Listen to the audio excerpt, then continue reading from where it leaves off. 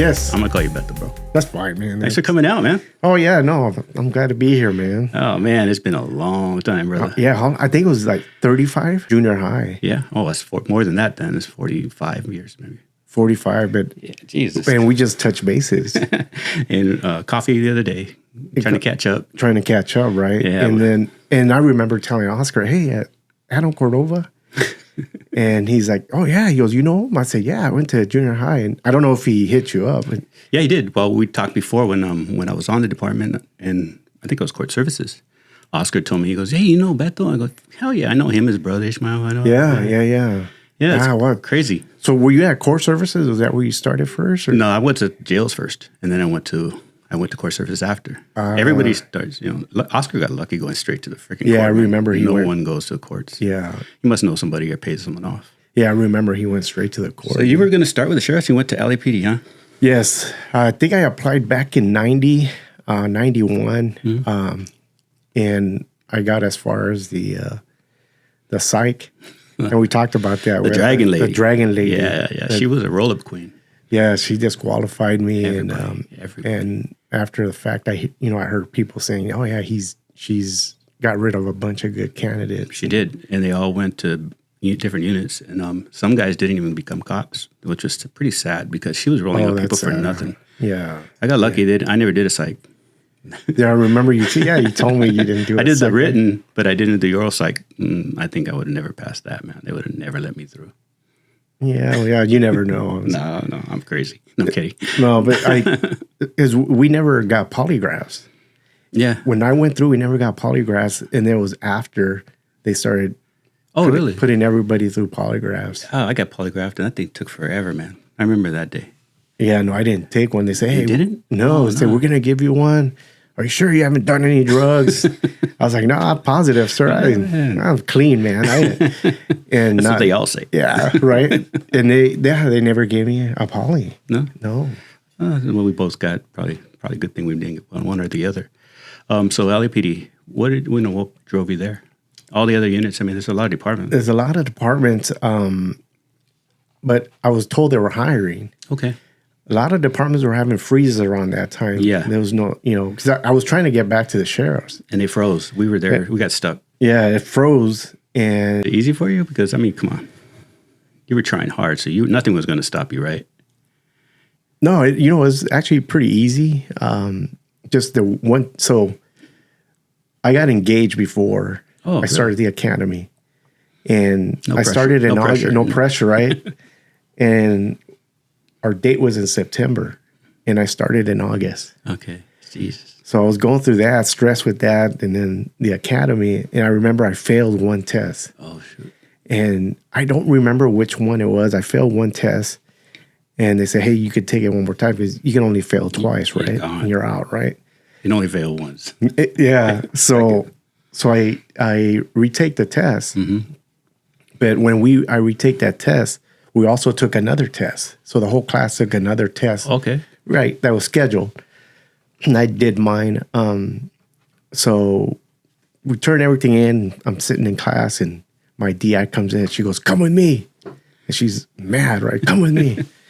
And we're walking to the office. And she goes, yeah, they're telling me you failed. I was like, what? There's no way. She goes, yeah, they're telling me you failed. We're walking up the stairs, and the ladies are in the office, and they're like, oh, no, he's fine. They ran my Scantron and the other test. So you had it all wrong. Yeah, everything was wrong. So, no, he passed. He did fine. And my DI turned around and smiled. She goes, okay. She goes, go back to class. I was like, I know. I made sure I didn't fail. Oh, man, your heart must have stopped. It did, man. I was like, I can't do this again. Just hearing your name called out used to be like, oh, my, the world ended. Right? Yeah. Oh, my God. So, L.A.P.D, how did you once you got on, where did you go? Like, did you go to Rampart, or where did you go? No. So I graduated February 94, and I got sent to 77th Division. Oh, 77. So I went to 77th Division. They sent you home. Yeah, pretty much, right? Yeah. Florence. Yeah, Florence. I remember being in Manchester. Yeah. Yeah, it was pretty much home, right? That's the area you grew up in, right? Yeah, so I went back, and a lot of fun, man. I learned a lot. It's a busy area. Busy. tough. The training officers were tough because they didn't care about your report writing. They say, hey, tactics keep you alive. We'll worry about your report writing later, right? So, it worked out, man. That's good. Had a good time, man. Got involved in lots of stuff. And a year later, I was I got sent to a Rampart division. Okay, yeah. Yeah, after I finished my probation. Everybody kind of ends up at Rampart, huh? Yeah, you know what? I actually would get a wish list. Yeah. And I remember putting in for Newton, Rampart, and then if I didn't get any of those, I think I was going to go to Pacific by the beach, right? Just Harbor or Pacific? Pacific. Just the other the other side. Yeah.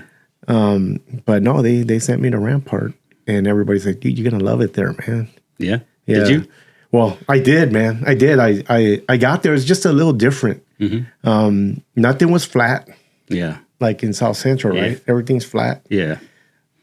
They had apartments. Yeah. There's hills, right? Yeah. Streets go north, south. It's just kind of like East L.A. That place is just all hilly, like the Alps. Exactly. Yeah. Exactly. So different environment. What'd you learn?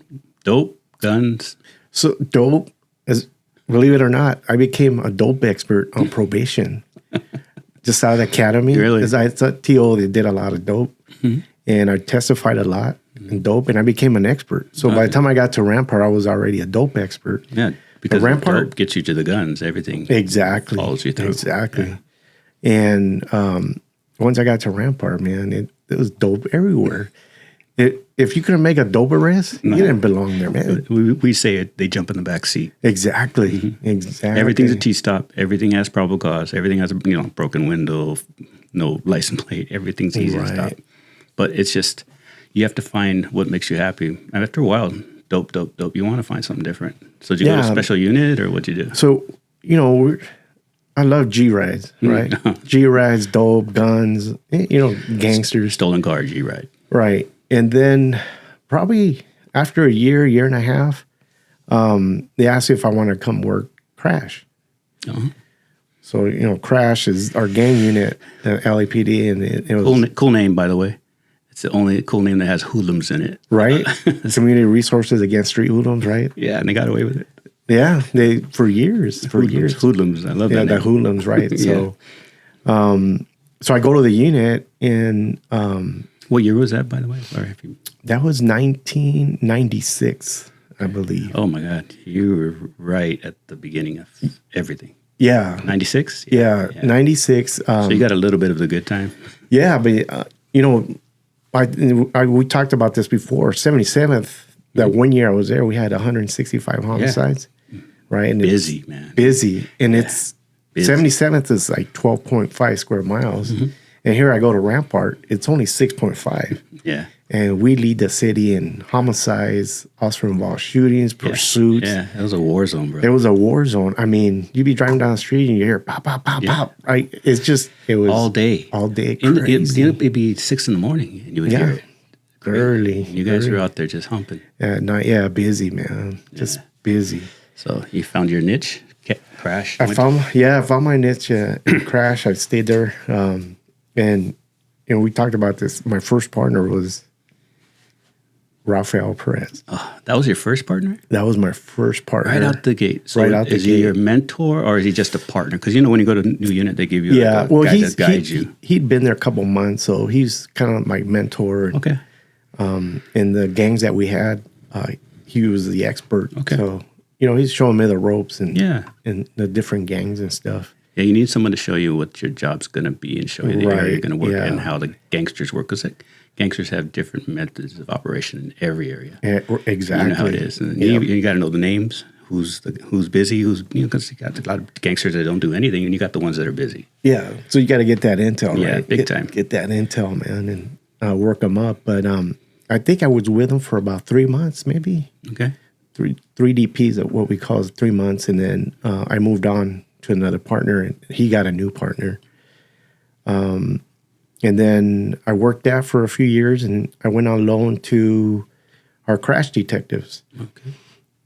So I went on loan to our crash detectives. So that's like our OSS?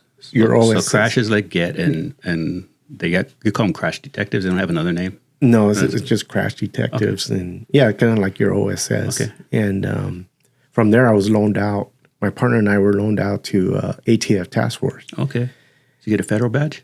Yeah, I was at Marshals. We're deputized as United States Marshal. The little badge. Yeah, yeah. Oh, sorry. Go ahead. Yeah. So we worked. They hooked us up with agent that came from St. Louis or Chicago, Hispanic guy, right? Yeah. And we actually brought a lot of good cases to them, man. You're doing RICO or what? No, well, we help with the RICO stuff. Okay. But we're mainly targeting the 18th Street. Oh, yes. Everyone targets. So it was a violent gang task force. Yeah.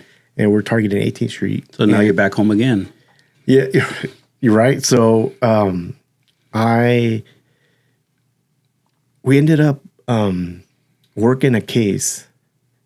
It was an 18th Street case where we caught this guy trying to sell a Uzi. Mm-hmm. I mean, a real Uzi. Yeah. Brand new in a case. It's like the heavy pieces of shit. Yeah, yeah. So this guy was not even a gangster. He was a Colombian. Oh, okay. Colombian guy, right? And so we pinched him, and he turned us onto his source. Like, hey, I'll get you guys. And ATF working. They had professional informants. Oh, okay. Paid. Yeah. They pay them well, too. Oh, they do. They're all driving S-Series Mercedes, man. Exactly. Yeah, some are professional. The snitching pays. It pays them good. The professional ones, the ones that are C.R.A.S.H, not the CIs, the C.R.A.S.H, the ones that are reliable. Reliable, correct. Oh, man, they get bank. Yeah. So I'm not saying to be a C.R.A., but that's just, they think it's kind of an incentive to be an informant sometimes. I've seen. I think so. Yeah. Okay. I think so. So what happened then? So you get the Uzi? We got the Uzi, and we ended up using the ATF informant. We introduced him to the guy that was selling the guns. Mm-hmm. He buys a couple guns from the guy, and he tells the guy, hey, my boss wants to meet you. He's like, oh, really? He goes, oh, yeah, he wants to buy rifles. You got rifles? He's like, oh, yeah, I got everything, whatever he wants. So he led him to believe that I was a part of the cartel in Tijuana, Mexico, right? Okay. So now you're going undercover. So I go undercover. Yeah. We go, and the informant introduces me as his boss. I show up in a gold blazer, cowboy boots, and a Lexus, right? From your closet? Right, from my closet, man. Kidding. I'm kidding. I know you don't have that in your closet, but what happened? And we I come in, he introduced me, and he's looking at me. Yeah, guy's looking at me. He's looking at me up and down. Oh, shit. And this guy's in a trench coat, Like the movies. Like the movies, man. Yeah. A trench coat. And I was like, man, I got a wire. Okay. I got, a cell phone. And so we talked, and he's like, he says, hey, he says, can you get me? We talk business, right? Oh, yeah, I could get you whatever you want. Mm-hmm. And then I said, oh, okay. And then he says, he goes, follow me. So I jump in my car. I'm talking on the wire, hey, right? And I'm following, and I see nobody's following us. Oh, you lost They lost me. So the restaurant was probably around. That's a lonely feeling, right? I know. I was like, what? So as soon as we pulled in the parking lot, I called. I said, hey, we're at this restaurant, blah, blah, blah. Oh, yeah, we lost the wire. So this is where I'm at. Okay, so I hung up real quick, and the guy, we walked in, and we talked business, and he goes, oh, yeah. He goes, you got the money? So I gave him the money. He goes, I'll be right back. I said, hey, he's taking off. He's going to meet. So he ends up meeting the guy. They follow him, meets the guy, and it's a white guy. And really? He's getting the guns from the white guy. Uh-huh. And they're friends, right? Mm-hmm. So we get back, we do the deal, and I leave. We all leave, and we meet up, and they start doing a workup on the white guy. And it turns out he's an informant for ATF. It isn't blue on blue, is it? No. It's not blue.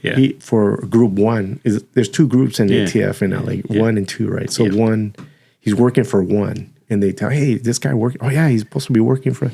Well, it turns out that guy has supplied the North Hollywood shooters with the beta mags and the AKs. No way. The barrels and everything. Yes, everything.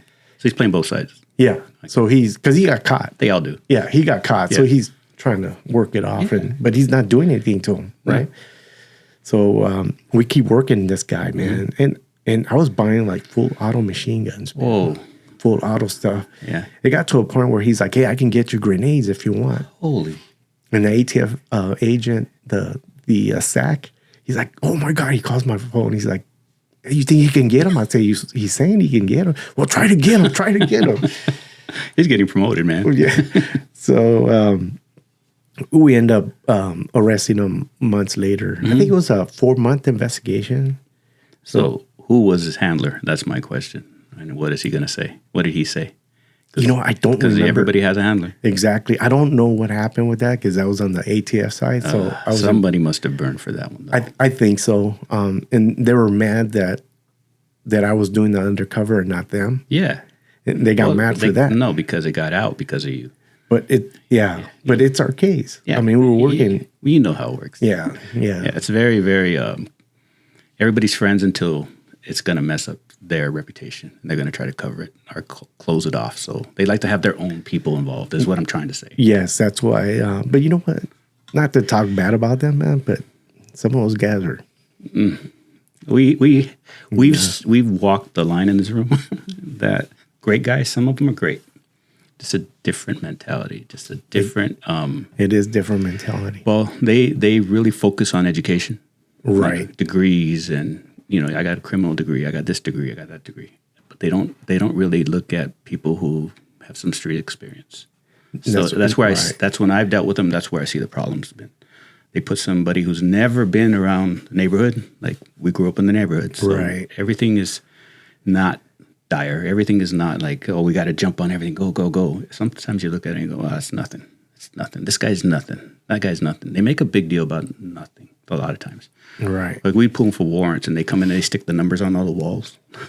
When you do a warrant and you're doing the inventory, they come in with this measuring tapes and measure the rooms and stick, this is room number 2. You're going to search that. You're going to search this room. And it's like really like a book. I guess they read a book. That's what they've been told. So it's not their fault. That's what they've been trained to do. They go to class. Right. Their academy is that. Our academy was just the guy who's been there 5 years longer than you is going to teach you how it's done. Right. And it's supposed to be the most efficient way. And it does. It works. Yeah. It works. I remember pulling guys out of the line of fire, pulling ATF agents, and they're looking at me like, hey, it's just their different mentality, man. They tried to recruit me after we did the big RICO operation. And I looked at their numbers and I thought, oh, hell no. Because I thought they were, I'm just going to say, I thought they got paid more. They really don't pay well at all. No, it's not that. Yeah, I know my partner and I I'm sorry, guys, if you're ATF, but we were trying to, their SAC was trying to recruit us. Yeah, my same partner thing. But did you look at what they get paid per year? Yeah. It's not, no, you turned around and said. We're like, no, we're good. Oh, yeah, he was trying to recruit. I said, we're good. He sent me the big package, just like me. They're trying to get guys in. They're trying to get that street knowledge, too, because you would bring it to them. And they know they need it. That agent that worked with us promoted, man. Of course. Right after that, he took off. Well, the day we did the big warrant, and they give you one, they give you one agent per warrant to be like your, I guess, assist, or they're going to do the paper. They give you the reason. They actually give you the standing to get in the room for the RICO. Right. And she broke her gun out of a box. It was still in a cardboard box you get from the shop. Yeah. So not a case, not a Pelican case, just the box it was bought in. Right. And opened, brings out an MP5 or AR. I said, hell no, man. We all got in the back. Yeah, I'm going to watch the back. Yeah. Because you know what it takes. You know how easy it is for something to go wrong. Yeah. So you get a gun, and what happened with your team? Our team. After you got the Uzi, what happened with that? Oh, you guys didn't get any recognition for grabbing all those guns? I mean, come on, especially the guy. So we took everybody down, right? Yeah. And the white guy lived in Simi Valley. Of course. Gun free, just he sold in Reno, Arizona. Yeah, Simi Valley's got money. Yeah. So we ended up arresting him, and we got so many guns and rifles. And did he go down for it, or they just card him again? Because he's got access to guns. They ended up doing 5 years. Oh, he did go in. Yeah, they both ended up doing 5 years, and we were sitting in court. The last time they went to court, we're sitting in court, and the one guy I dealt with, he sees us in the back, and he starts walking towards us. Right, he's walking towards us, and he starts shaking our hands. Because, hey, guys, I'm sorry. I got greedy, blah, blah, blah. I don't do this, blah, blah, blah. He looks at me and he points. He goes, you were good, man. Because you were good. Yeah. But, no. The recognition, all we got was a comment letter from a deputy chief. That's it. They were supposed to do a big press conference, right? And it never happened. So I'm looking at all this stuff prior, and we'll talk about it in a minute, but we didn't get recognition for that. Then there was a threat against me and my partner from 18th Street that was credible. Green light. And they didn't want to protect us. They said it was incredible, and it was real. It was real. Mm-hmm. And looking back now, it's during the time I think they were investigating Rafael Perez. Damn. So it's all connected. It's all connected. It was all... Well, you don't get a green light unless you're doing your job. Exactly. And I've had several. But with my department, if you tell someone, they move you. And I'm not telling anybody, I don't want to move. They're going to move me out of there. They're scared of me, so why would I want to move? I want to get them more. But as sheriff's department, if you confirm a green light, you're gone. You're going from industry to Temple or somewhere. You're gone. They're not going to leave you in the area. Right. So I never told anybody anytime. It just made me work harder. Wow. You know how it is. Yeah. Because it's a threat, but you're not threatening me to leave. I'm not leaving. I'm not running. But the sheriff's department, I know that's liability. They want to get you out of there. Yeah, there's a little 18th Streeter that we knew. He was kind of helping us out, and I arrested him on a robbery when I was working in detectives. And when he was in prison, because he was on parole for robbery. Okay. He's the one that made the phone calls. Really? Yes. So you had your snitches? You had snitches. Okay. Were they carded? Most of them carded, or just people that call you? Back then we weren't really doing cards. No, it became afterwards because of the whole policy, because somebody screwed it up. Exactly. Yeah. So that was the the issue. But it sounds like I know where this is going, because it sounds like it's building up to what was going on. If the ATF's involved and the feds are involved, they get a little lead and they just go crazy with it. So what did they think was going on what did they think was going on that they had to look at you a little bit more? Well, what happened is, Rafael Perez was caught stealing the cocaine. The cocaine. 2 kilos from our property room. Mm-hmm. And back then, it was easy to check out evidence. And I remember checking out dope, going to court, checking out dope, and bringing it. Again, before policy. Before policy. Yeah. You just sign your name, give them your report number, DR number, take your dope, go to court, testify, seal it, they bring it back. You turn it back in, right? Yeah. So I guess he checked out 2 kilos of cocaine. What would be a reason to check it out? Buy? Just a show and tell? Just a, look what I got? I don't know. I mean, what would be a normal, the right reason to do it? For court purposes. Okay, for court. Yeah. Oh, because back then you would bring the dope in. Yes. And then it became pictures. Yes, and then it became pictures. Okay. But back then you actually brought a gun in and showed it to them. But then you started doing pictures. Pictures, right. Yeah. We're bringing So evidence. Again, the policy changed. You check it out and say, let me show the kilos. So you take the kilos to court, and when you checked them out, did they check them again? Yeah. I mean, when they brought them back, did they check them to make sure they're still the dope? Yeah, well, so what happened with him is he put his last name Perez, but he put a different employee number, serial number. Oh, okay. So somebody else. It was somebody else, but he never brought it back. Okay. So once you don't bring anything back. Oh, they're going to audit. You start getting letters. Oh, yeah. You need to turn this in. Yeah. And then once you don't turn it in, then your CO starts getting letters. Hey, you didn't turn this in. Yeah. They'll track it down. And I remember it was a different officer, different Perez, worked a different division. And from what I heard is that he went to his CO and said, hey, this is not me. Okay. And I had no reason to check out. And now he has to prove himself. Yes. I have no reason to check out this dope, whatever. And they start looking into it. They interview the property officer, and she's like, "Oh no, not," because I think they showed her a 6-pack. Like he goes, "No, he's not here." So now it's an investigation. Yes. So, like, no, it's not none of these guys. This guy's he looks black, but he speaks Spanish. He might be Puerto Rican. And they started looking into it, and that's how they started. And of course, they start following you. That doesn't. Let me just say it. That doesn't seem like something you can get away with. Like it's gonna come back. Exactly. It's not something where you go, I'm clean now. This is never coming back to me because you have these, you've done these things, so it's not going to come back and bite you. That sounds like it's just going to come back. There's no way that's going to go away. There's no way. So I don't understand it. You don't understand it. I don't. Nobody would understand that because we know it's going to be trouble. Yeah. You logging evidence, that book, it's like the Holy Grail of Bibles, that stupid book of evidence 1, evidence 2. You make one mistake, they hound you like you stole, freaking $1 million worth of gold or somewhere. It's just for a line. Then you got to take it out and redo it. Did you have that type of evidence book that was when you logged in your evidence and you had to write in? You write in, yeah. But one little out of place line was. Yes. So now you're missing kilos. 2 kilos, There's no way you get away with that. And I know evidence back then. I know evidence would get destroyed. It would get lost. Yeah. So they were closing down. I don't know. It was East Lake, one of the juvenile halls. East Lake closed for a while, and then he brought it back. They brought it back, right? One of the juvenile detention facilities was getting closed down, and I knew somebody that worked there. And she calls me. She's like, "Hey, there's some envelopes here with some guns that were used for court purposes, and they're still here. They've been here for years. What? I've been trying to get a hold of L.A.P.D. and."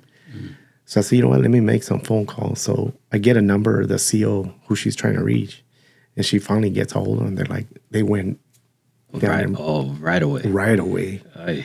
And this is after all the new policy and stuff. And heads will fly for that kind of stuff. Nowadays, it's just not, it never happens. None of that stuff. The computers, they have, everything's computerized now. But that, I can see it happening because everything was analog. Just write it in and that was the way it was. There wasn't a lot of computer stuff. There really wasn't. But that's all changed. But now the computers suck too because I don't know. I'm not good with computers. I remember when we first got computers, like, man, how am I going to learn this, Mm-hmm. The MDC, the one that has your picture? Yeah. I've never learned that one. I had the MDT with just your call.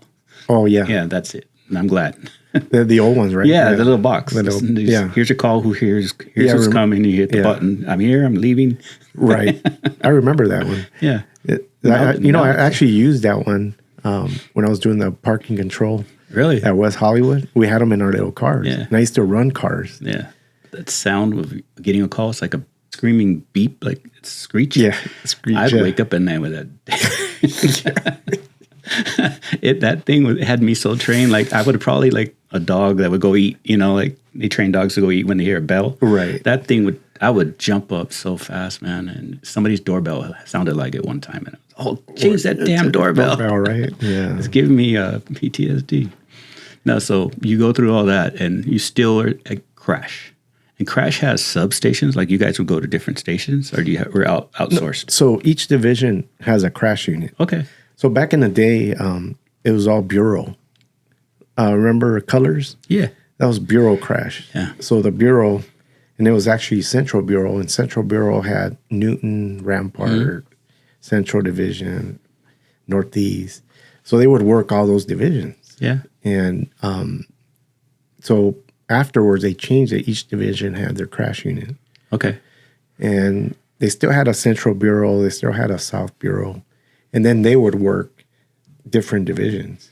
So C.R.A.S.H was, C.R.A.S.H was the eyes and ears for your detectives, or did they do their own cases? Were they investigating their own cases, or they just? It was for detectives. So suppression, they were suppression and correct. Okay, so just like OSS and CAT. Yeah, okay, same structure. Same thing.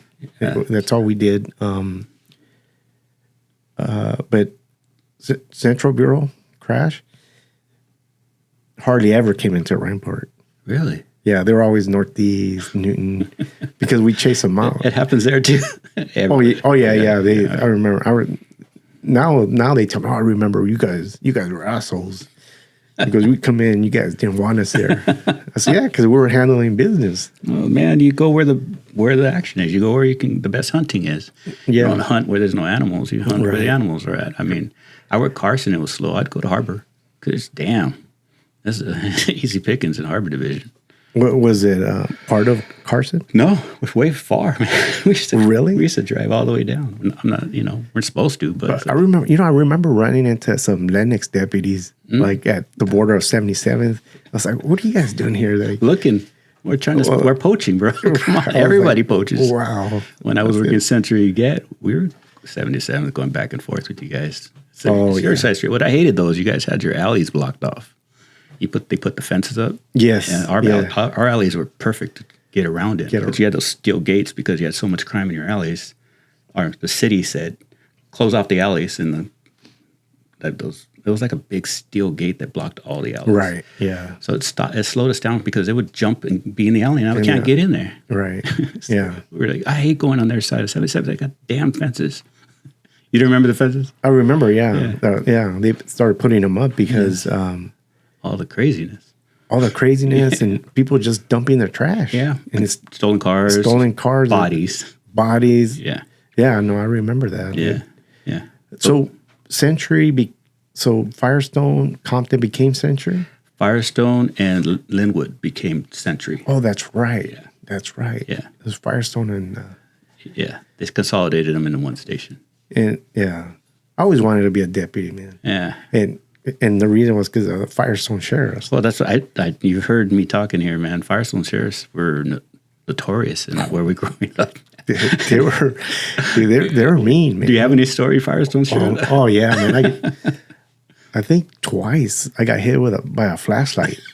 Whack right in the arm. It's like I talked about the flashlight. Man. No one listens to me. Flashlight was brutal, dude. I had a Beretta put to my head. Uh-huh. Yeah. I was like, "Don't move! I'll shoot you." I was like, "Oh no!" Yeah. Just right. They were rough. Yeah, and they were big, like big country boys, they're man. Big guys. I remember. All buffed out. Yeah. All yoked.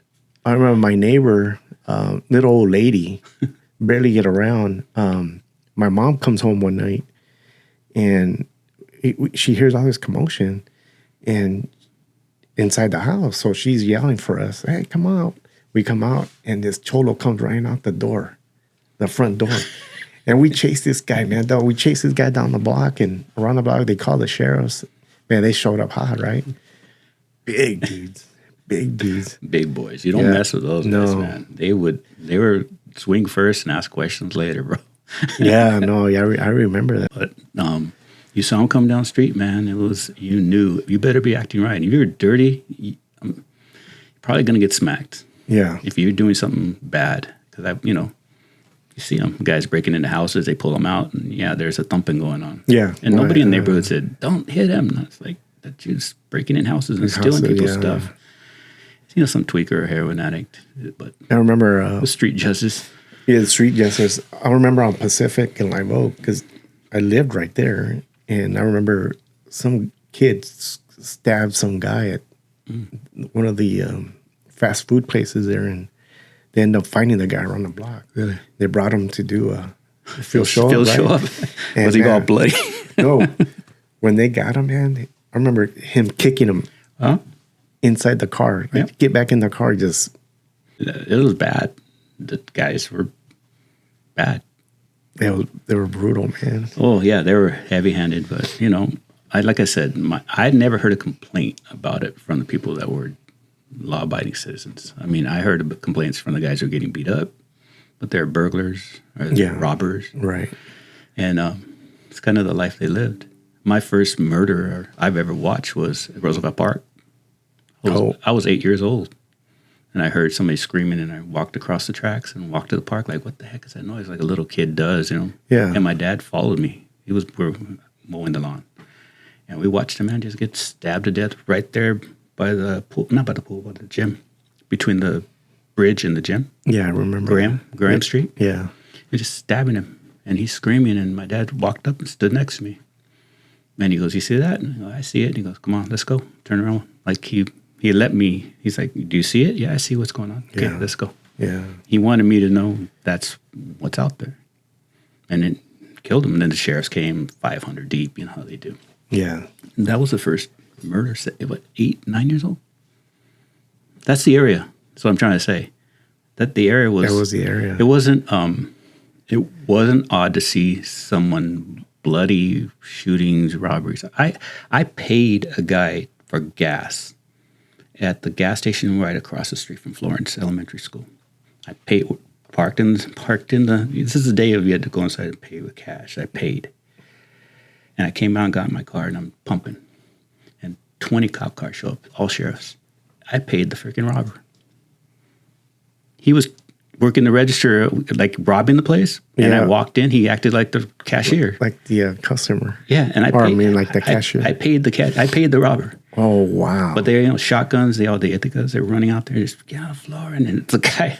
They drag out the guy I paid. Oh my god! That's the neighborhood, though. That was the neighborhood. Yeah, I was probably 17. Yeah, you never know. No, dude, it's the life. That was the life. Yeah, that one year I played ball over there. Yeah, I used to ride my bike. Roosevelt Park. Yeah, I used to ride my bike and coming home and it's dark. And, people say, I've had people tell me, okay, we live in that neighborhood. We grew up in that neighborhood. We saw all the crazy stuff.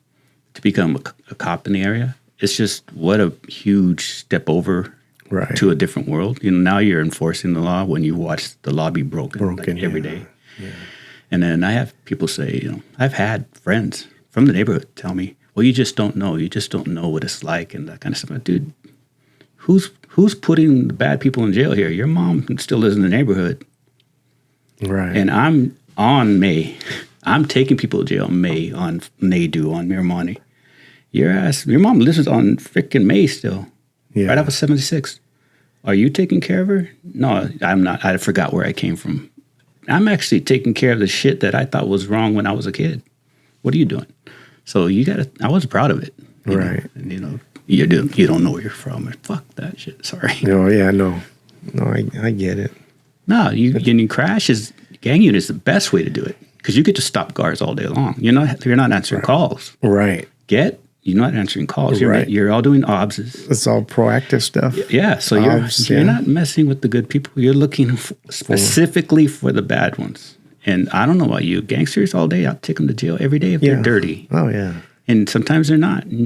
Bye. But if they're dirty, let's go. Yeah. And what I loved about the Cholos back in the day is they understood that rule. They knew they were dirty. You don't hear the screaming, and you didn't hear the screaming and yelling. What are you doing? Why are you stopping me? It was almost like you got me. All right, you got me. Exactly right. And they didn't want you to smack them around or anything. They just were cool. It was fine. It was like a cat and mouse. Man, they knew that. That wasn't always. There was problems. You had to chase them. Sometimes you had fights. But the ones who knew the way it was, I love that. Just, hey, yeah, I got you today. Tomorrow I might miss you. And then I used to tell them, I would say, I probably missed you 12 times and I got you today. So you're still up, Right. But the cat and mouse, that shit was fun. Chasing people, figuring out how to jumping over fences and waiting for them, or getting out of the car and creeping up through their backyards. It was freaking awesome. Yeah. I remember breaking up their parties, and we'd come out of the bushes, a fence, and they're like, "Hey, that's not fair." I remember saying, "Hey, that's not fair. That's not fair." They're throwing their guns and stuff. That's not fair. I heard that so many times, man. That's not fair. You guys can't do that. Yeah. So stuff like that, right? Oh, dude, it was great. It was fun, man. So you did how many years of Crash? I think I did a year. I think a year and a half. Because then my marriage was a little rocky. So I said, I gotta move on. And because of the job, or just because of life? The job, and it court all the time and never home. Yeah, it takes a toll, bro. It takes a toll, right? You want to go drinking with the boys. Nobody gets through that easy, man. No. So then they asked me if I wanted to loan to detectives, work this task force. Yeah. I said, I'll do it. A break. I need a break. Yeah. So it was day watch hours. But you're still enjoying it. Weekends off. Oh yeah, I had a blast working that. Good guys. Good guys. Surveillance. It was. Good you still talk to most of those guys, like Yeah. Yeah, see, and that's when you make your brothers, man. Yeah, I still talk to That's good. some of those guys. But so around that year, I think 99 is Perez gets arrested. And we get pulled from the task force. Who does? Everybody? Me and my partner. Oh, just you and your partner. Yeah. We get pulled and we get put in detectives, work with the crash detectives. Mm-hmm. So we're working cases, helping them out because you got arrested, right? So they're looking into everything. So is it like a brick thing? Like they're keeping you off the street? Yeah, pretty much. Yeah. They're finding a home for you while they figure out what's going on. right. And So trying to keep an eye on people. That's what we do. The sheriff's department does it too. So one day, my partner, we go home, and on the way home, he calls me. He says, "Hey, did the captain call you? Come?" I said, "No." He goes, "Oh, I got called back. I'll call you back when I'm done with the meeting." I said, "Yeah, sure." He's senior to me, Yeah. and so I went home, and he calls me. He's like, "Hey, I just got relieved from duty. So and so got relieved. Oh, shit. I guess Perez is talking. There's going to be a news conference today at 6. Turn on the TV." And turn on the TV, and Scooped everybody up. Chief's on there. Say, "Hey." I saw a lot of those news conferences. No, right? So How many guys got relieved? the first round, I think there was 3 or 4. Then the second round, there was probably about 6 of us. I was on the second one. So some guys had already been relieved. That you knew. Yeah. Did you kind of figure it was going to come? Or did you think, No, I knew it was coming. Yeah. I just didn't know when. But it was because the department way is to do everybody instead of doing the problem? well, it's because he was talking and giving out names, and I heard later that the DA's office gave him a stack of arrest reports, and he got to pick and choose. Even though he was not there, he goes, "Oh, I know this is dirty," because and they would listen to him. Yeah. Well, you know what he's trying to do. Yeah, I know he's trying to save himself. Yeah. Right? So yeah. So we all get relieved, and we're all waiting, and we're getting served, lawsuits, and it's just out of control. I'm getting interviewed by IA like every week. I think one day, I think I did 5 interviews. Oh, Jesus. From the morning to the evening. And you've been relieved by this time? Yeah. Oh. Yeah, I've been relieved already. So what they have you do when you were relieved? Stay home, or they had you do the... Stay home. The first 6 months, I stay home, and I had to call in every morning. 8 to 5? Yeah. Yeah, that crap. Yeah, call in and call off. Don't ask me how I know this shit. Okay, go ahead. Go ahead. I mean, I laugh about it now, but it was stressful, man. It sucks at the time, sucks. bro. It's brutal. It was brutal, man. It takes a toll on your marriage, your kids, your finances, everything. Yeah, so then they sent me to a board of rights, administrative board. Right. Already? Yes. So I believe I had like 7 or 8 pending. Oh, damn. And they sent me to the first one. And the first one, they find me guilty, right? And they recommend termination. But going through that process, unfair, man. I know. It was so unfair. They already had an idea of what they were going to do before you got in the room. Exactly. Mm-hmm. The chief already gave the orders. Hey, you do what you have to do. I've been in the room where I've heard specifically, fire them now, let them fight for their jobs back. Before they've even done an investigation. Right. I've been in the room where I've heard that said. Right. Because I used to be in the room for a lot of stuff. Right. And it's just make me skin crawl, bro. That's just wrong. You're taught to investigate, and then wherever the investigation takes you, that's where your disposition is. Right. Not, I think this happened, we're going to smash him now, and then they'll figure it out later. That's just wrong. Yeah. It's 100% wrong. You're guilty, right? Guilty before you're proven. Proven, right? So, so the last day of this board of rights, they bring Rafael Perez to testify. So he comes to testify, and he's surrounded by SWAT or SWAT members, right? I remember talking to some of those guys. I knew some of those guys. He goes, I remember you in that room, man. We felt so bad for you.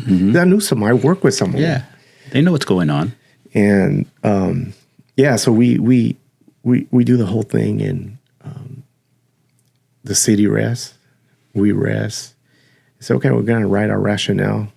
So they leave. The captains leave, and we have a break, and they're going to write the rationale, right? And my rep tells me, hey, one of the captains needs to leave, so we need to come back another day. I said, what do you mean? He goes, yeah, he's got an emergency, whatever. I said, okay, so we leave. Later on that day, the rep calls me. He's like, hey, this is what's going on. I said, we're going to continue, and they're going to bring a lieutenant to testify.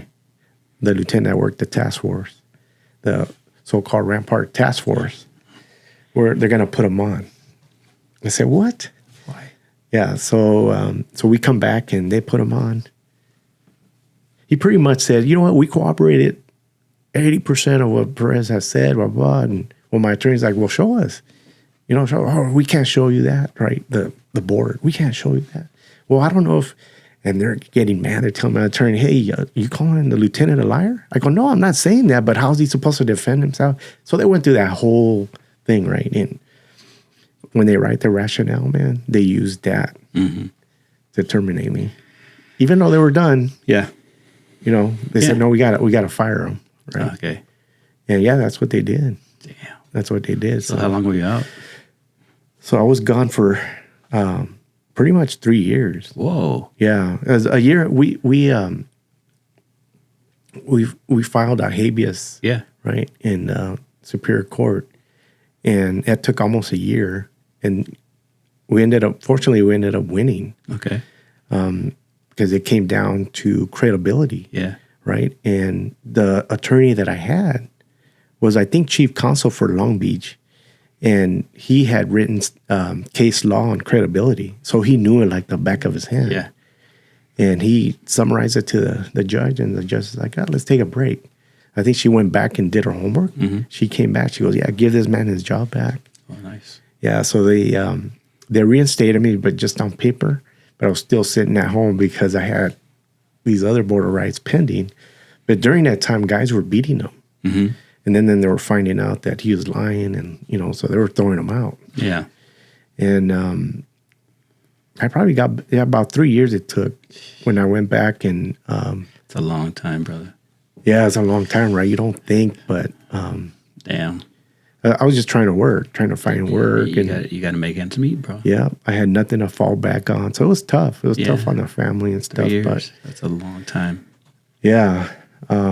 And got back, I got back, and they had me working inside for, I think I was still benched for another 5 years before they can let me out in the street, right?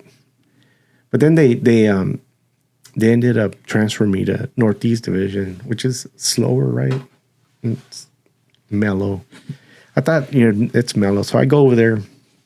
I think I worked the front desk for maybe 3 months. I was finishing up school. I had gone back to school. And finally say, hey, give me their blessing. You can go back out. And so I think I'm there 8 months. In the last month or 2 months I'm out in patrol, I get involved in a officer-involved shooting, right? Of course. And not looking for it. No, of course not, brother. It just comes. And they go through the whole investigation. You take them into custody. It's just, our force investigation division comes out. They're investigating. And we get an interview, walk through, and they say they can't find a gun. Right? So the next few days, the command staff's like, hey, he's back to his old tricks. Shit. I said, what tricks is that, Captain? I was telling my captain, it was like, well, they're saying that, there's no gun in your... I said, no, that guy had a gun. So they end up admin me out to an admin job, computer job, pretty much. And during that time they moved me, the owner of the house called the station, said, hey, I'm cleaning my yard and I found a gun back here and it's not mine. There was police activity back here. So they recovered the gun. And it just so happens that one of those detectives lives in my neighborhood, and I know him. And I ran into him at the cleaners, and he told me, "Hey, we got that gun." I said, "Yeah, I heard." I said, "Yeah, you know what? We went and interviewed the kid, and yeah, he copped out. He said he threw it over the fence. Same, he described it." I said, "Yeah."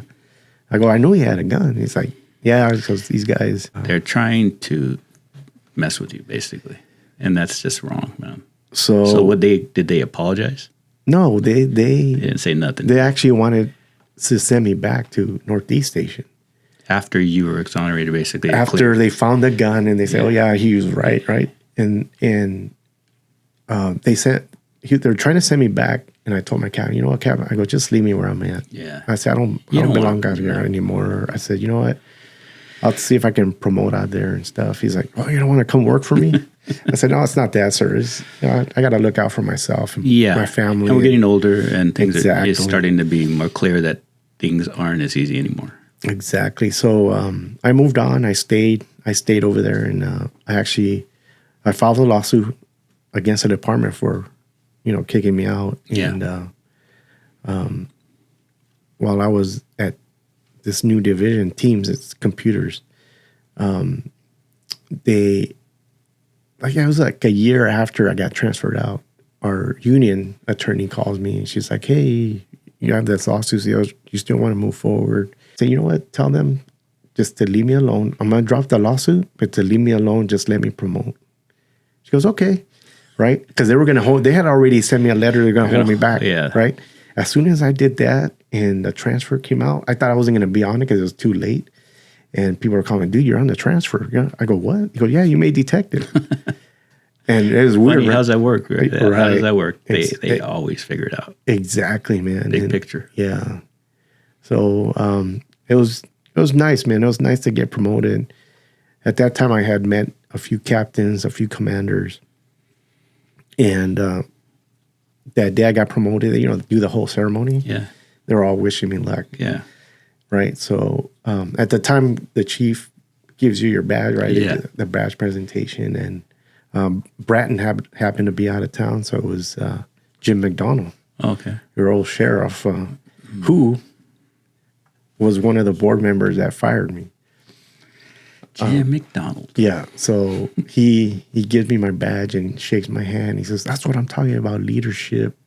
If you need anything, you let me know." And I said, "Sure, sir." I said, but yeah. So you hear me not talking? Yeah. So I made detective, and my first division was Hollywood. Yeah, Hollywood. Oh, that's fun.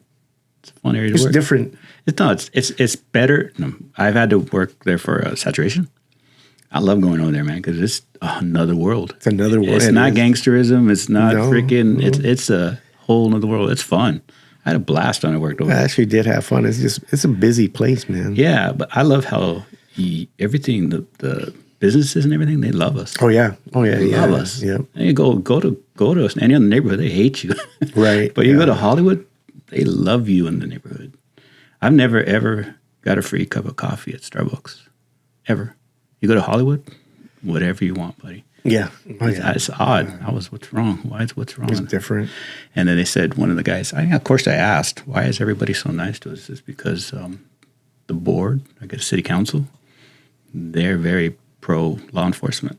So if you, I think House of Blues had a stabbing the day before I was working. They shut them down. Oh. You don't have enough security. So no everything had to be canceled. And there was stabbing in the line to go into House of Blues. Oh, wow. But because of that, they slapped him on the wrist and said, until you figure out your security, you're not open anymore. So they have a lot of control over what the businesses do. And it's smart because it gets crazy. A lot of outsiders come in there and do crazy stuff. Yeah, that's Hollywood Boulevard, man. I'm not even going to say on this show because there's some crazy shit that happens in Hollywood. Oh, I was shocked. I remember, right? I remember coming to work on a Monday morning and all the reports from the weekend, man. Yeah, you go through them. Right? It's just crazy. No, they're fun, man. They're cool people. The citizens are great. But the criminals do some weird, wild stuff. That's all I'm going to say. Yeah. So you went to detective. Now, where'd you go as a detective? Well, I went to Hollywood. No, after that. Oh, so I did 6 months there, and then they opened up Olympic division, a brand new, a brand new division, right? It's to go with your big ass castle headquarters. Jesus, that place is nice. Yeah, so it was kind of like my old area, right? It was part of Rampart. Yeah. So they needed a gang detective. So the lieutenant at the time, she's like, "Hey, put in for it." I said, "All right." So I put in for it, and full circle, bro. Yeah, came right back. Worked Olympic gang detectives. Nice. By that time, they didn't call it Crash anymore, right? No, they got rid of the name. I remember. Yeah, so I worked gang detectives, and the gang sergeant was my old TO, and a lot of the young, a lot of young officers. Talk about a circle, bro. Right. Oh yeah, it was one of my old TOs, man. Nice. Got to work with some great people. One of my partner detectives, he's a captain now. Nice. Yeah, he's a captain now. So I ended up working there. I think maybe 2 years until we had to sign a disclosure. We had to fill out a disclosure of all your bank stuff, all your money, or whatever. I was like, I'm not going to do that. Why do they want that? Because of the corruption, supposedly corruption. They made you guys do that? Yeah. The whole department? Yeah. And if you worked any type of gang unit, narcotics unit. L.A.P.D did that? Yes. So a lot of people didn't want to. Wait. So hold on. You guys had to do financial? Yeah. How did they get that passed? I don't know. They did it, but people were fighting it. I'm not going to sign. They were losing good people. So I think they ended up streamlining it. I have no right to my banking. Yeah, they wanted to see everything, where you're getting your money from. And No. yeah, that's what a lot of people were upset. That's why I didn't sign. I go, I'm not going to sign. You're right. Yeah, so I remember Deputy Chief said, "Hey, aren't you going to sign?" I said, "No." And I think that was my, when I didn't sign, they were like, oh. I ended up going to working the burglary table, and then I ended up, I was vocal, man. I was working the burglary table, and then I was working the domestic violence, and then I was helping our SPEW unit. And I guess they can control me. They're like, "Hey, you know what?" They call me at home. They say, "Hey, come to the station, pick up a car, and report to West Bureau. We're gonna send you to a task force." I was like, "Okay, oh, blessing in disguise, man. I'm glad I went." Take home car?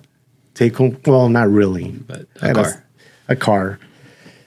ATF, I had a take home car, but they're great. Yeah, that was great. But no, this one was we satellite park at Olympic. Yeah, it was they made you meet up. Yeah. So so I show up, and oh man, we worked on some great cases. We're doing the knock burglars. Oh really? Yeah, we're doing the knock burglars. We got a good piece of information that one of the jewelry stores downtown was buying. What they were taking? Oh, they had a fence. All the gangsters were going there, man. Yeah. And so I set up a camera. Right, we're watching the place like 24/7. But we knew a certain time they were coming in. Pole camera. We're putting a pole cam, so they're great. And we worked some good cases, man. It's nice having information you don't normally have, and I love surveillance. That's freaking half the job, bro. Yeah. If you're not using surveillance, I'm sorry. You're wasting your time. There was a Homeland Security guy that came, and he was interested in the jewelry store because the guy was sending money back home. Some terrorists. He saw the money? Oh, they're following the money. That's what they're doing. Yeah, so then he ended up getting involved in our task force. And so what ended up happening with did you catch the guys? Oh, yeah. So every time they come out of that store, we pick them off. Okay. And flip them. Well, no, they didn't want to get flipped. We're just arresting them. And so you had them already? Oh, yeah. Oh, you had them already. So we were kind of working it backwards. Oh, okay. Whatever evidence they had or they had taken, some of them gave us good leads. Okay. I mean, we saw one in Downey, some in West L.A. I mean, they were all over. So how did you solve it? I mean, how did you know that the guys doing the knock-knocks were doing the same guys were fencing and the same guys were buying. How'd you connect them? You followed them. Somebody, you had to have some snitches. I'm sorry. Well, we had a surveillance team, and we had one snitch, and that helped. Always. Oh, it helped. Because you got pieces, you have to connect them.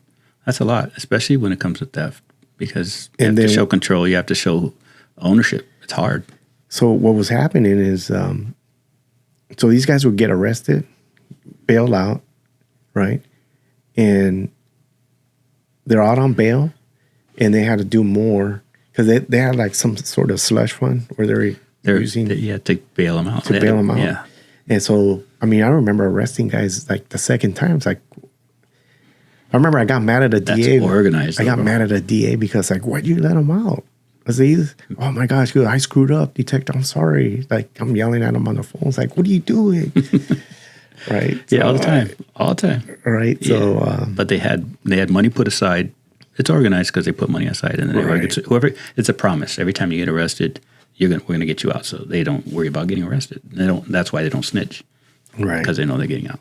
That's smart, but that's a hard thing to do. Someone has to have a lot of money. So we were doing the gang enhancement, and it was sticking. 186 on jewelry because it's better. It's for film. It's gangsters. Yeah, it's advancement of the gang. Yeah, and 18622 all day. Yeah. I think we talked about it one. Yeah, we did. That was the holy grail, bro. Oh yeah, they were like, oh man, it's sticking. So they were getting scared. So they kind of stopped for a little bit. It stopped. They thought they were going to get the slap on the wrist, but the 186 gives them so much more time. Slamming them because you're proving they're gangsters and they're doing the gang shit because of they're doing their stuff because of the gang. Right. And that's awesome. I love that stuff because they think they're getting one thing and they get another. I mean, I had a case with L.A.P.D. once in carjacking. When I was working in Norwalk, a girl drove in a gas station and they stole a car. Carjacked her, took off. And whatever, I took, it's Carmelas, so I'm thinking gangsters from Carmelas. And then I put it in the system and I do my investigation. And I get a call from Rampart. It says, hey, man, I think we got your car. And Rampart? Yeah, we got it. So I go down there. I go talk to the detective over there. And he goes, we got the car. We got the guy in custody. And do you want the chicken?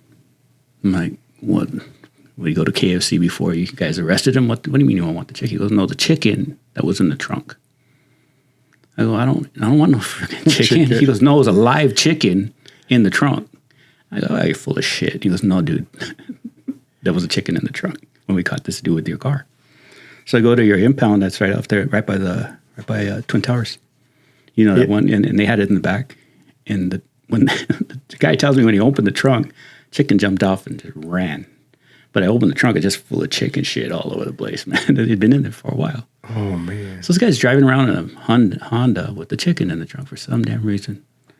So I go down to CCB because he was being arraigned on the 10851, riding around a stolen car. Right. So I go, sorry, this is me. I get with the DA and I say, I talked to the detective, we're going to dismiss this. Because I don't want him. I want him for the 215. I want him for the carjacking. You can't have both. Right. If he gets arraigned and he says, I'm guilty of the 10851, I can't get him for the carjacking. It's already done. Well, you can, but it's a pain in the ass. Right. But I want you to drop it, but don't tell him. So I'm in the courtroom and they dismiss everything. And he was so happy. He's like jumping up and down, right? What the hell happened? And they didn't tell him. They just said, we're not going for any further. So I go to the back at CCB and I meet him I work there. So they put him in. I said, put him in an interview room. And I walk in, and he's like, "Oh, what are you doing here?" I said, "I got to talk to you about a case." And he's all hardcore, just like a hardcore gangster. Yeah. And then he just said, "Well, I want to talk to you about this." And I open it up, and it's a picture of him carjacking the girl at the gas station. He's wearing a Dodger jersey a little bit, and he just starts screaming, "Just mother effing me," and all this stuff. And I'm laughing, just cracking up.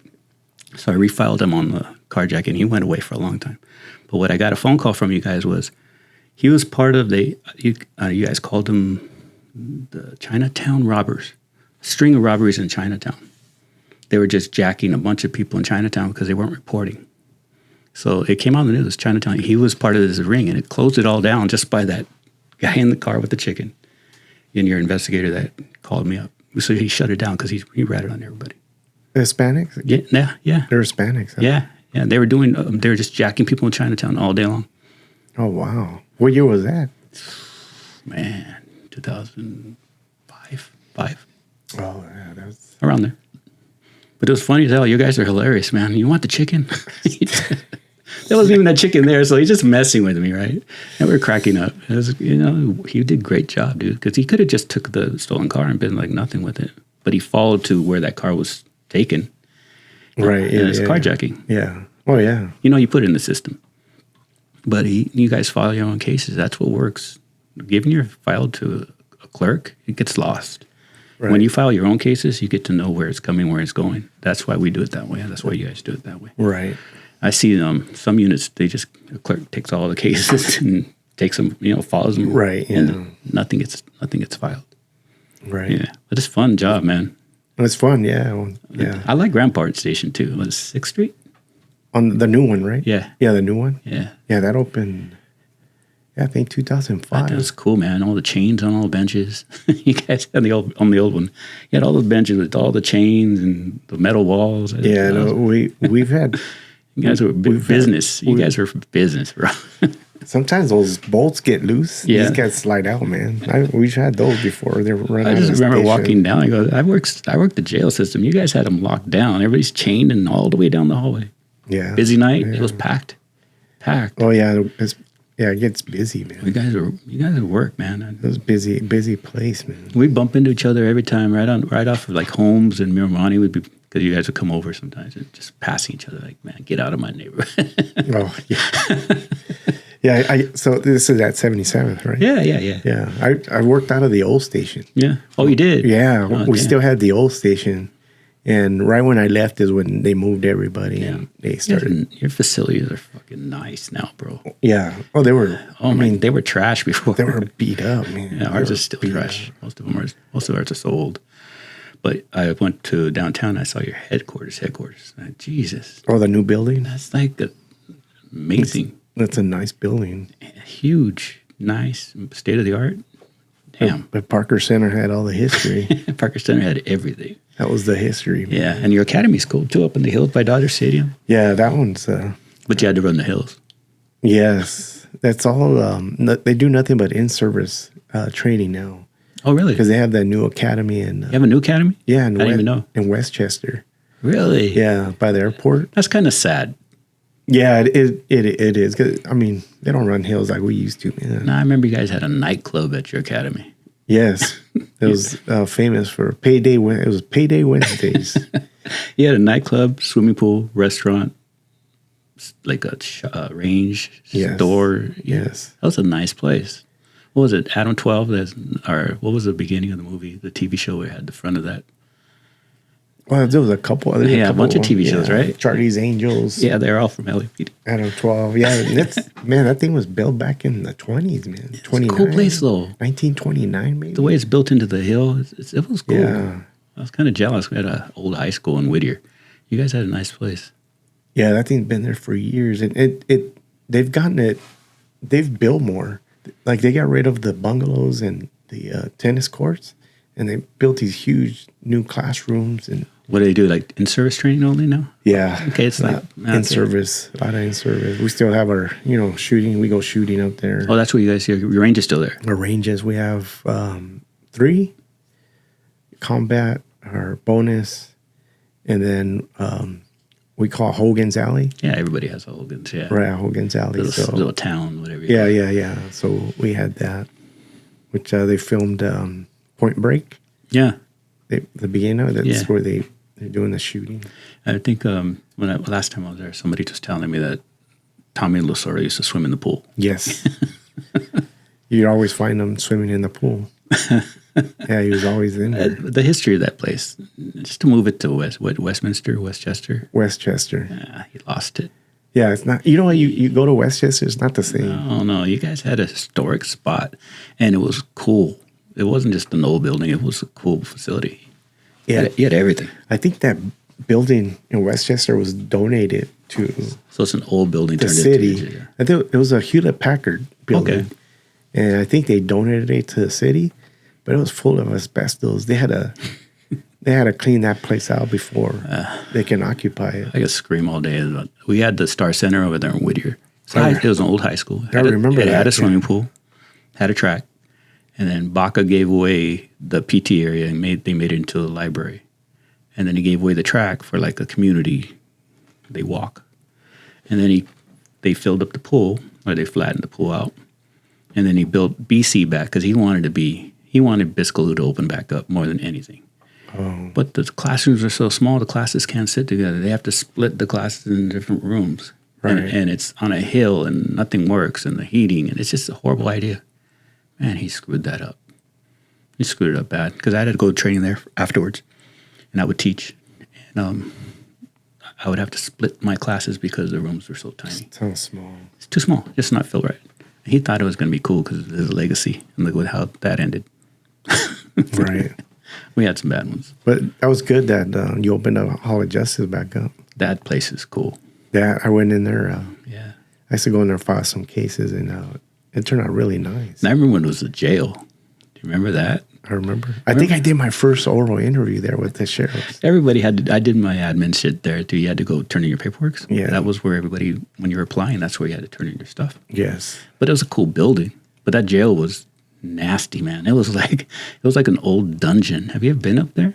I had never been up there, but there's a lot of history there, right? Oh, hell yeah. I mean, Manson was tried there because it used to be the courthouse. It was the courthouse, the jail, and the headquarters. Right. All in one building.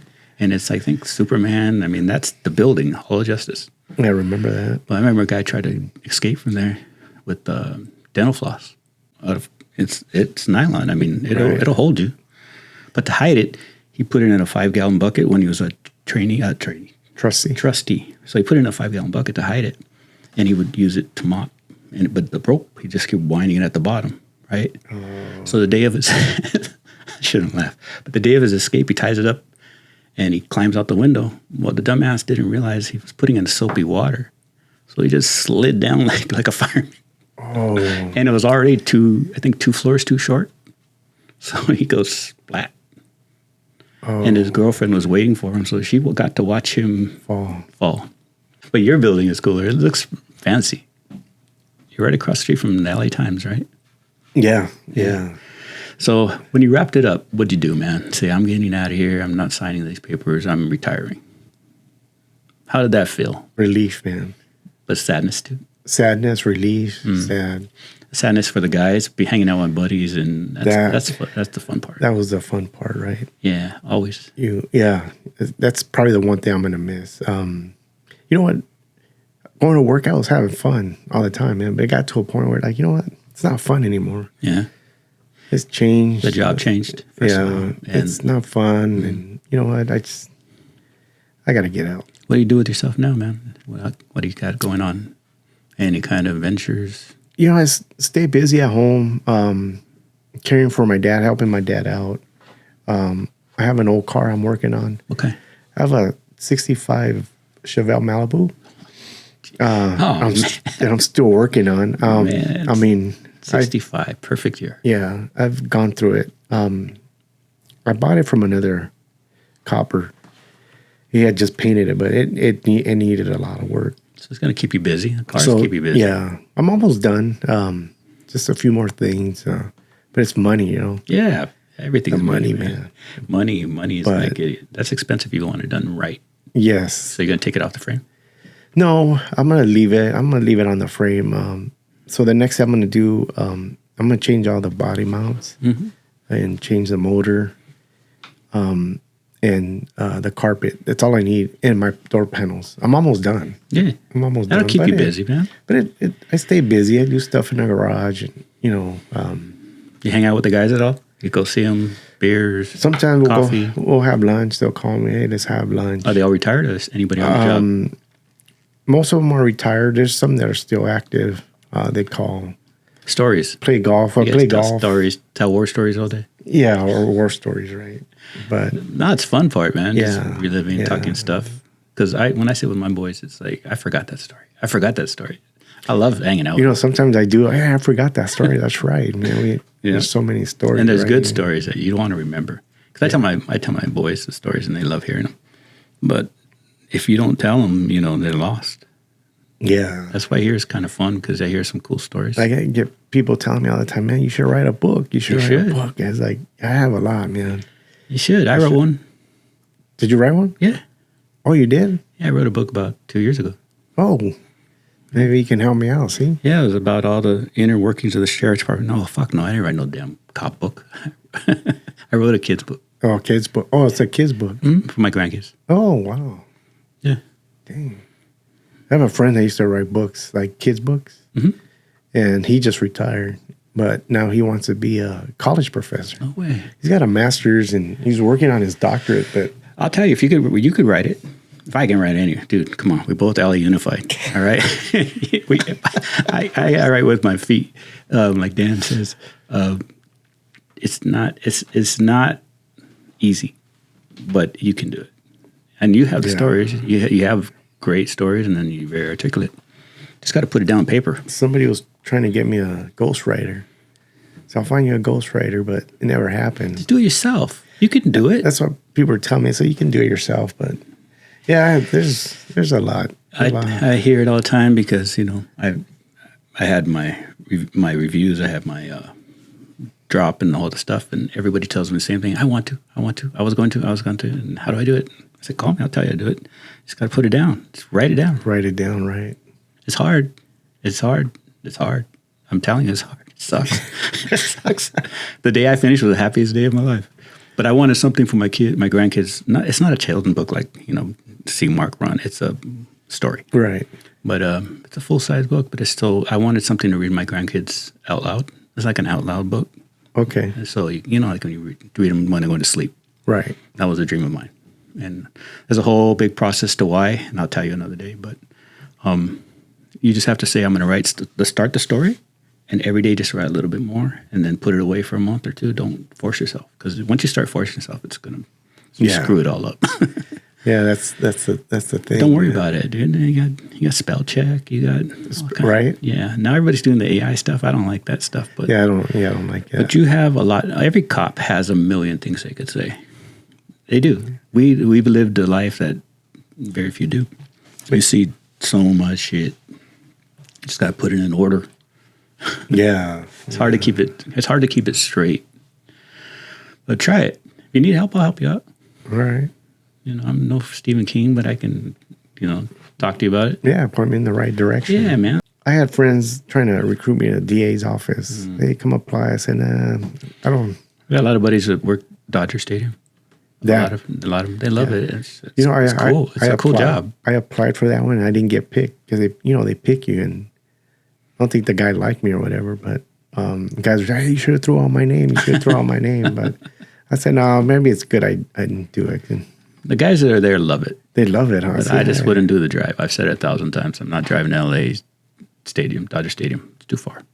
Yeah, I mean, you can pick your days, but I was like, nah. It'd be fun, but it's not me. There's a lot of my friends work that. Yeah, they still do, and they love it, and it's good for them. They're having fun. They're having fun, right? Yeah, they're going to the Super Bowls, and because the company does other stuff. So they're doing all kinds of stuff. It's cool, man. If once you retire, who cares? Do something you want to do. Don't get stuck in not doing anything. I see a lot of deputies at SoFi. Oh, that's where they're at. That's where they're at, right? Yeah, but I forgot the name of the. Yeah, that's the company. It sucks that you had to go through that, brother. Yeah, it was a tough time. It didn't need to happen. It didn't need to happen. And I didn't. said it on this show so many times. I just wish the departments would focus on the problem and stop doing this shotgun effect where I'm going to take everybody. Yeah. And just figure it out. You got enough detectives in your cops. I think we had... narrow it down. I think 20 were affected. About 20 guys were affected, messed up their livelihoods. And only 3 of us were terminated, right? And those 3 actually came back. Oh, really? Yes. You're the only ones that got your jobs back? Yeah, the rest, they didn't want to put up with it. A lot of them resigned. They basically resigned. None of them, they just left. It's too much. I'm going to put my family through that. And some of them are successful now. Some of them are firemen. Yeah. So some of them are cops, other places. But, they move on. Yeah. They were good guys, good Well, cops. you got to like I said, you got to bring the money home. You got to make a living. Yeah. You can't be waiting for that to fix. You don't know if it's going to fix. You got to run on to something else. We don't wait to be like, I'm going to lose everything. I want to build up from where I'm at. Like, you got to start from somewhere that's good. You know, if you let the department take you all the way down, you don't have a job. And now waiting for the department, you could be totally wasted. You have to get something else. I know guys that go work for Federal Express and guys that left the job. Right. They have to make money to keep going. I know Garden Grove, we knew the background investigator, and they were trying to give me a job because my buddy left L.A.P.D. and was over there. And they were wanting to hire me. Say, hey, come over. Bell Gardens was hiring all of our guys. Every time our guys got in trouble or something was going on, Bell Gardens was like, we'll take you. Scoop them up, right? Right away. Bell Gardens right was, away. And they're good dudes. Yeah. Because, you know, they're like, I'm not waiting. And I know them. They're telling me, man, you should come over here. It's way better. My people. Yeah, I know. We had an intern at Wilshire Station, and my partner was mentoring this kid, and the kid had gotten rejected by Torrance PD. He was on probation. Yeah. Torrance PD, right? And they said, you didn't fit in or whatever. Really? Yeah, smart kid. And then he was mentoring him, and we're helping him out. He come in and he applied for Bell Gardens, and Bell Gardens scooped him up like that. Everybody from our department was going to Bell Gardens. It had just been like a small investigation. And they're disgruntled. I'm not doing this. They're going to mess with me for this or that. I'm gone. Bell Gardens going to hire me. Yeah. And they love it. So it's a busy station because it's surrounded by. That's happening now with the L.A.P.D. It's Really? Guys are getting in trouble for stupid stuff. Man, come on. Yes. I mean, and they're leaving. They're like, you know what? I'll go somewhere else. All the retirees in here, I've only had one non-retiree. And they all say the same thing. Never, I'd not do it again. I would not hire on again.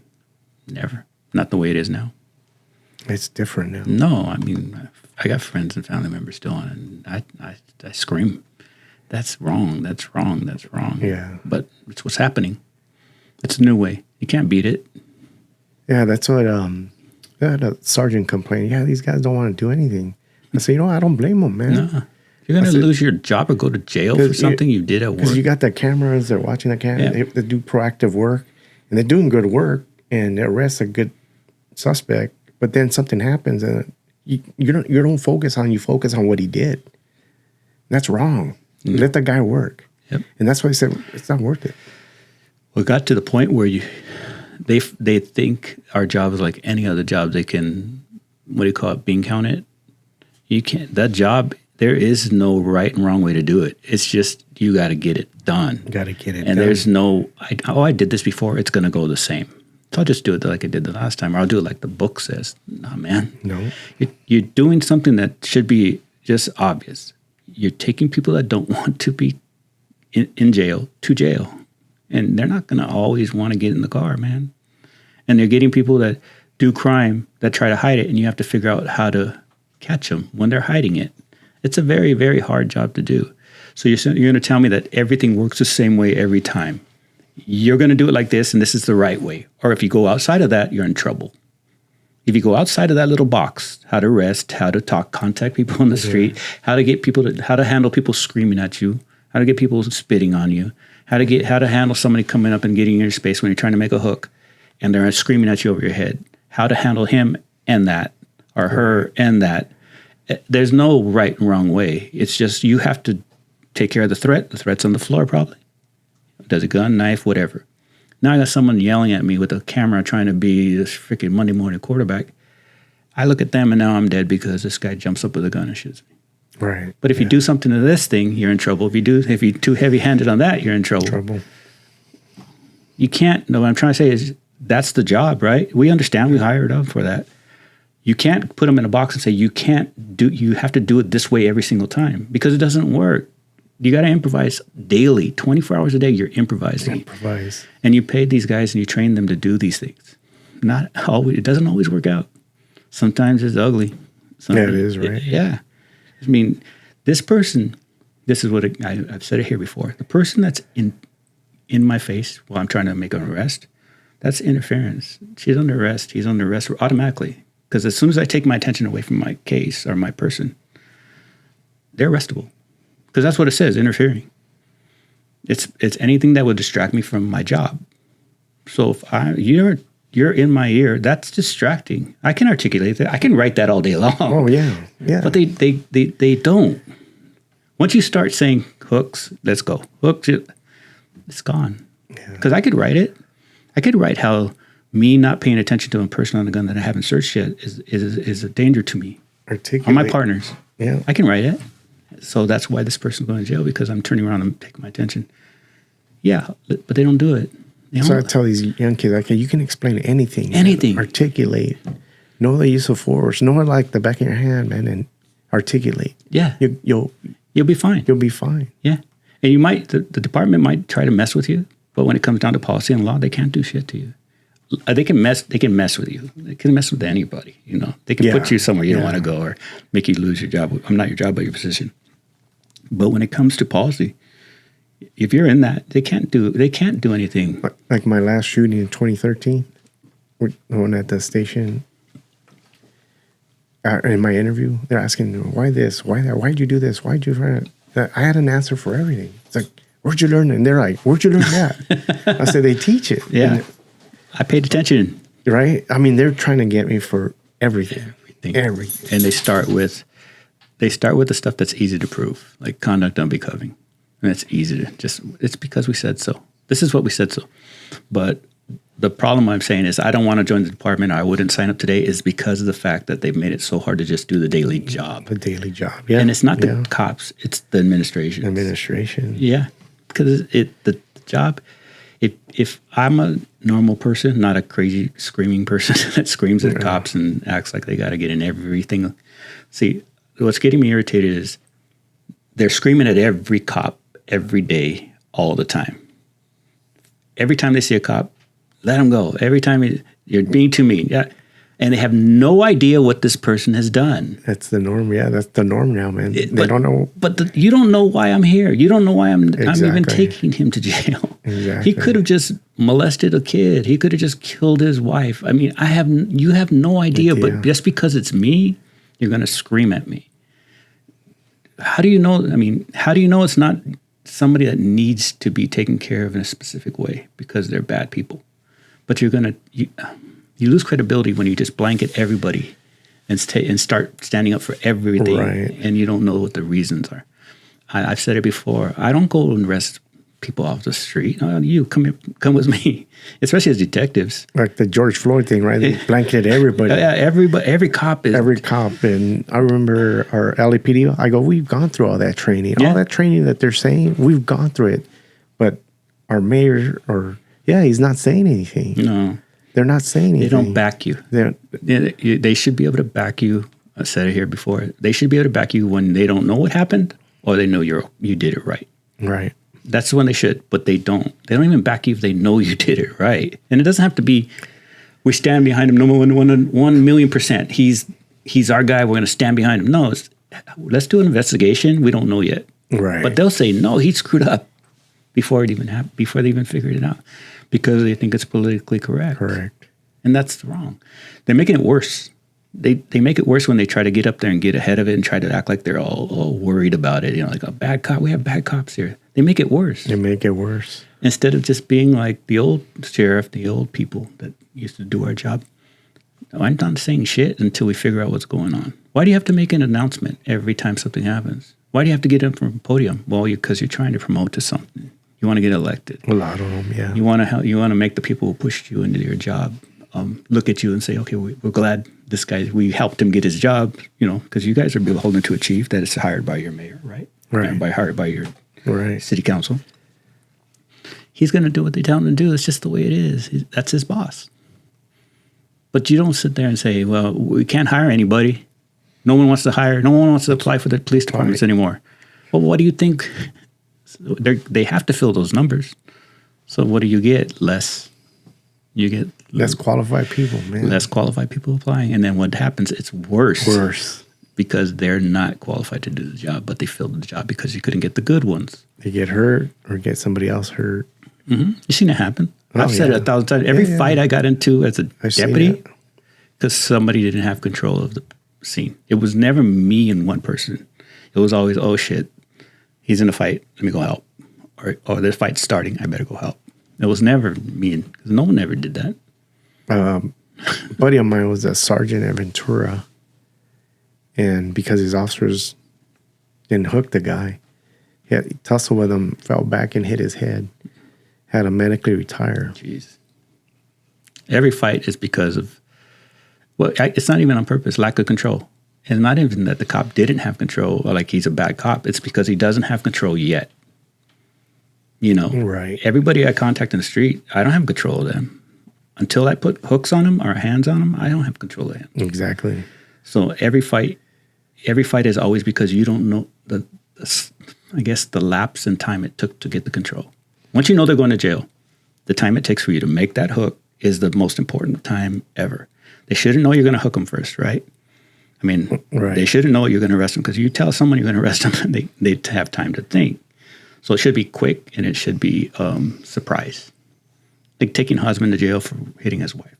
You don't go up and go, hey, you're going to jail, come over here. That's the dumbest shit I've ever seen. Yeah. You talk to everybody, you kind of get behind, then you get your guys around him, and then now we get him. Because you're trying to take control of a person who's not in control. In control, correct. Now that's where I see the problem is they let them know they're going to be arrested. And then they don't do it fast enough. Anything you want to give out, anything you want to sell, anything you want to pimp? No, man. Just happy to be here, and I'm retired, and new chapter.